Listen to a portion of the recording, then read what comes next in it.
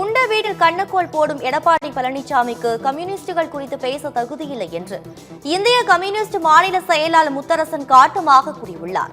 அவர் விடுத்துள்ள அறிக்கையில், துரோகத்தில் வாழும் அடையாளமாக நடமாடி வரும் எடப்பாடி பழனிசாமி கம்யூனிஸ்டுகள் குறித்து பேசுவதற்கு எந்தவித தகுதியும் இல்லாதவர் என்று கூறியுள்ளார். திமுக தலைமையில் இயங்கி வரும் மதசார்பற்ற முற்போக்கு கூட்டணியில் விரிசல் ஏற்படுத்த பாஜகவுடன் சேர்ந்து பல முயற்சிகளை செய்து பார்த்த எடப்பாடி பழனிசாமி அதில் படுதோல்வி கண்டதும் இரவு காத்த கிளியாக பேசி வருவதாக அவர் குறிப்பிட்டுள்ளார். கம்யூனிஸ்டுகளை சிறுமைப்படுத்தி வரும் எடப்பாடியின் துரோக செயலை தோலுரித்து தோரணம் கட்டும் போது அதன் வீரியத்தை உணர்ந்து கொள்ள முடியும் என்றும் அவர் கூறியுள்ளார்.